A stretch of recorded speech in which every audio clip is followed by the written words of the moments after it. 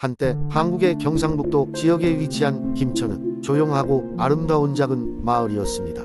이 마을의 중심에는 신비로운 호수가 있었는데 그 이름은 별빛 호수였지요. 마을 사람들은 이 호수가 어떤 마법을 지니고 있다고 믿었습니다. 특히 그 호수가 밤이면 하늘에 별빛을 그대로 반사하여 마치 하늘과 땅이 하나가 되는 듯한 장관을 보여주었습니다. 이 신비로운 호수에는 한 가지 전설이 있었는데 그것은 바로 별빛의 요정에 관한 이야기였습니다. 옛날 예적 김천의 오랜 숲속에는 아름다우면서도 신비로운 요정들이 살고 있었다고 합니다. 그 중에서도 가장 아름다운 별빛의 요정 이슬은 호수를 지키는 수호자였습니다. 이슬은 호수의 맑은 물을 가꾸고 밤마다 별빛을 호수에 쏟아 붓는 역할을 맡고 있었습니다. 사람들은 이슬 덕분에 호수가 항상 아름답게 빛난다고 믿었지요.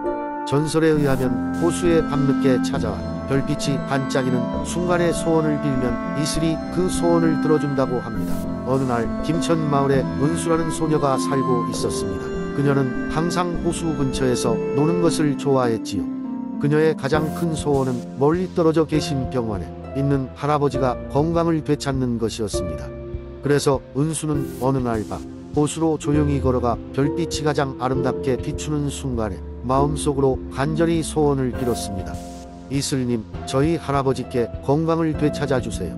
그러더니 그 순간 마치 누군가 그녀의 말을 들었던 것처럼 호수에 물결이 반짝이며 잔잔한 소리가 들렸습니다. 놀란 은수는 뒤돌아보았지만 아무도 없었습니다. 그날 이후 은수의 할아버지는 서서히 건강을 회복하기 시작했고 얼마 지나지 않아 다시 건강하게 되셨습니다. 마을 사람들은 모두 이 이야기를 듣고 별빛의 요정 이슬이 은수의 간절한 소원을 들어준 것이라 믿었습니다.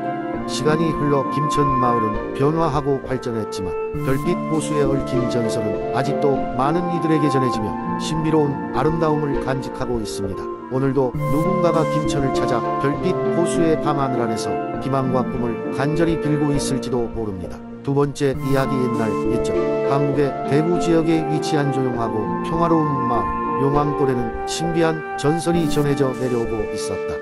마을 중심에는 맑고 시원한 물을 자랑하는 용암샘이 있었는데 이 샘에는 신비로운 힘이 깃들어 있다고 전해져 왔다. 전설에 따르면 매년 첫 번째 보름달이 뜨는 날 밤 용암샘에서 나오는 물로 목욕을 하면 오랜 병도 치유할 수 있다 하였다. 마을에는 나이 많은 한 원노가 살고 있었는데 그는 이 전설에 대해 많은 이야기를 들려주곤 했다. 이 원노는 과거에 직접 용암샘의 힘을 경험했던 사람 중 하나였다. 젊은 시절 그는 중병에 걸려 목숨이 위태로웠고 그를 살리기 위해 그의 가족은 용감하게 용암샘으로 데려갔다.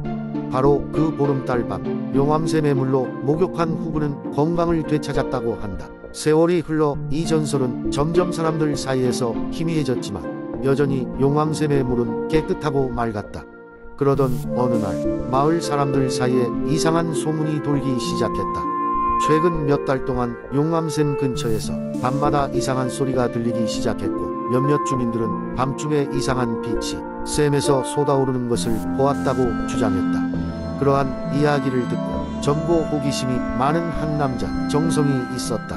그는 늘 신비한 전설과 미지의 세계에 대한 열망이 가득했기에 이 소문에 큰 흥미를 느꼈다. 정성은 이 전설의 진실을 밝히기로 결심하고 친구 몇몇과 함께 첫 번째 보름달이 뜨는 날 용암샘으로 향하기로 했다.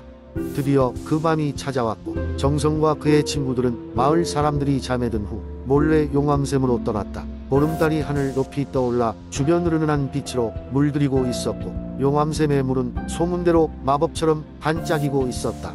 정성과 친구들은 용암샘에 가까이 다가갔고 그 순간 갑자기 샘의 물이 빛을 발하며 폭포처럼 솟아올랐다. 놀라운 광경에 잠시 얼어붙었던 그들은 용기를 내서 샘에서 쏟아오르는 물속으로 몸을 던졌다. 순간 그들은 마치 다른 세계에 와 있는 것 같은 기분이 들었다.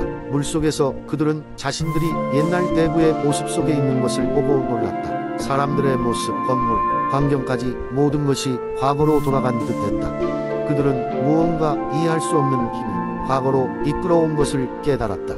그들이 수면 위로 올라왔을 때 그들은 용암샘 주위에 수많은 사람들이 모여있는 것을 발견했다. 마을의 전설 속에서나 나올 법한 마법의 마을이 펼쳐져 있었고 그곳에는 친절한 사람들이 그들을 반갑게 맞이했다. 그 사람들은 자신들이 용암샘의 수호자라고 소개하며 그들에게 한 가지 중요한 임무가 있다고 설명했다. 용암샘의 비밀은 바로 모든 이들의 마음속 선함을 각인시키는 것에 있었다. 샘의 물은 자신을 희생하며 타인을 돕고자 하는 이들에게 특별한 치유의 힘을 나누어 주었으며 이를 통해 마을은 세대를 거슬러가며 평화를 유지할 수 있었다. 하지만 최근 들어 사람들의 이기심과 욕심이 늘어나면서 샘의 힘이 약해지고 있었던 것이다. 정성과 친구들은 이 마을의 사람들과 함께 힘을 모아 자신의 욕심을 버리고 소원을 나누며 신비로운 샘을 지키기로 결심했다. 그리고 그 결심이 보름달이 지기 전까지 이루어졌을 때 용암샘은 다시금 옛날의 선명한 힘을 되찾게 되었다. 용암샘의 비밀을 알게 된 정성과 친구들은 그들이 믿을 수 없을 만큼 따뜻하고 평화로운 마을을 뒤로하고 마침내 집으로 돌아왔다. 그들은 이번 모험을 통해 얻은 교훈과 경험을 마을 사람들에게 전하며 자신들이 받은 치유의 물로 큰 병에 시달리던 마을 주민들을 치유해 주었다. 그 후로도 용암골의 전설은 계속해서 대구 전역에 전해져 내려왔고 정성과 친구들은 마을의 새로운 전설이 되어 사람들에게 전설의 용기를 북돋아주는 이야깃거리가 되었다. 그리고 매년 보름달이 뜨는 밤이면 용암샘은 대구의 모든 사람들에게 선해 가득한 마음을 전해주기 위해 반짝이며 그들의 앞길을 비추어 주었다. 세 번째 이야기. 옛날 이쯤 아름다운 자연으로 둘러싸인 한국의 증평이라는 마을에는 한번 발을 들이면 쉽게 나올 수 없는 신비로운 대나무 숲이 있었다. 사람들은 그 숲을 소리에 숲이라고 불렀다. 숲 속에 바람이 지나가는 소리는 마치 천상의 음악과도 같았기 때문이다. 이 숲에는 또한 마법의 대나무라는 전설이 전해져 내려오고 있었는데 사람들은 마법의 대나무를 찾으면 세 가지 소원을 이룰 수 있다고 믿었다. 하지만 아무도 그 대나무의 존재를 확신할 수 없었기에 증평의 사람들은 이를 동화 속이야기쯤으로 생각하고 있었다. 그런데 어느 날 증평 마을에 호기심 많은 한 소년이 있었다. 그의 이름은 민수였다. 민수는 대나무 숲의 신비에 푹 빠져버렸고 그 전설 속 마법의 대나무를 찾아보기로 결심했다. 그는 매일 아침 일찍 일어나 도시락을 싸들고 그 숲으로 향했다. 그의 부모님은 처음엔 걱정했지만 민수가 매일 웃는 얼굴로 돌아오는 것을 보고 안심하게 되었다. 숲속에서의 탐험은 민수에게 새로운 세상을 열어주었다. 대나무 숲 한가운데에 도착하면 그는 항상 새로운 작은 생명체들과 만남을 가졌다. 어느 날은 풀벌레들과 소통할 수 있었고 어느 날은 아름답게 날아다니는 나비 무리를 따라가기도 했다. 민수가 대나무 숲에서 경험한 모든 것은 그에게 매일매일 배움의 기회를 주었다. 마침내 어느 비 오는 날 민수는 숲 가장 깊은 곳에 닿았다. 모두가 피해가는 비 속에서 한 줄기의 햇빛이 대나무 아래로 내리쬐고 있었다.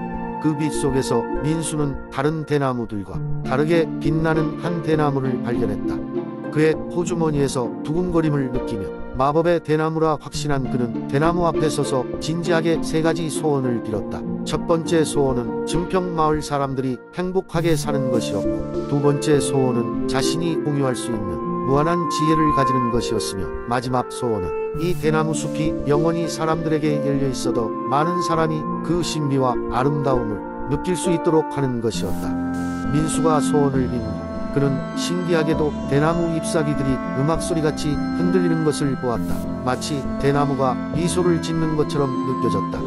그리고 나서 그 대나무는 점점 사라져갔고 마침내 흔적 없이 사라졌다. 민수는 기적 같은 일을 경험한 후 그날 숲을 나왔다. 그 후로 증평 마을에는 이상한 변화가 일어났다. 마을 사람들은 점차 이유 모를 행복감에 젖게 되었고 마을에 새로운 발전과 희망의 바람이 불며 점점 번영하게 되었다. 민수 또한 많은 지혜를 얻게 되어 많은 사람들에게 귀감이 되었고 숲은 사람들이 자유롭게 드나드는 명소가 되었다. 이것이 증평 대나무 숲의 전설이다. 그 후로도 대나무 숲의 이야기는 수많은 세대를 거치며 전해졌고 많은 이들의 마음속에 마법의 순간들을 남겼다. 지금도 그 숲을 방문하면 여전히 숲의 귀퉁이에선 잔잔한 음악 소리가 들려올지도 모른다. 네 번째 이야기. 오랜 옛날 강릉의 끝없는 바닷가 근처에는 조용하고 평화로운 마을이 있었다. 이 마을은 풍요로운 땅과 고운 천으로 유명했지만 밤이 되면 마을 사람들은 가지 비밀을 품고 있었다. 그것은 바로 마을 하늘에 빛나는 특별한 별들이었다. 별들은 하늘에서 반짝일 뿐만 아니라 마을 사람들의 꿈을 보호하고 이루어주는 힘을 가지고 있었다. 언제부터였는지 아무도 알지 못했지만 이 별들은 마을의 평화를 지키는 수호신 같은 존재로 여겨졌다. 마을 중심에는 지혜롭고 현명한 할머니 별집으로 불리는 이가 살고 있었다. 할머니는 매일 밤 별들의 소리를 들으며 별들이 마을에 전한 메시지를 마을 사람들에게 전했다. 사람들은 할머니를 통해 별의 안내를 받으며 농사를 짓고 가족을 보살폈다. 그러던 어느 날 마을에 사는 작은 소년 세원이 밤마다 홀로 바닷가에 나가 별을 바라보곤 했다. 세원은 별이 너무 아름다워 그들을 자신만의 것으로 만들고 싶어졌다.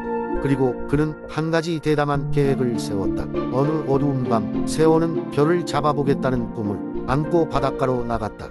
바람이 강하게 불었고 파도는 높이 치솟았다. 세원은 두 손을 뻗어 하늘을 향해 소리쳤다.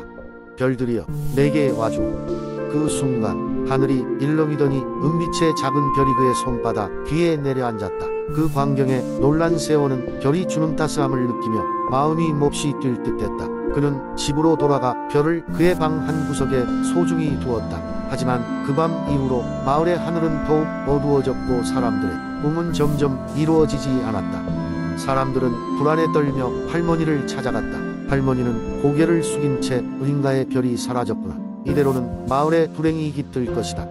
라고 했다. 할머니의 말은 며칠 지나지 않아 현실이 되었다. 마을의 농사는 흉작을 겪었고 바다에서는 물고기를 잡을 수 없게 되었다. 마을 사람들은 걱정을 품고 하늘을 바라보며 별의 귀환을 간절히 바랬다.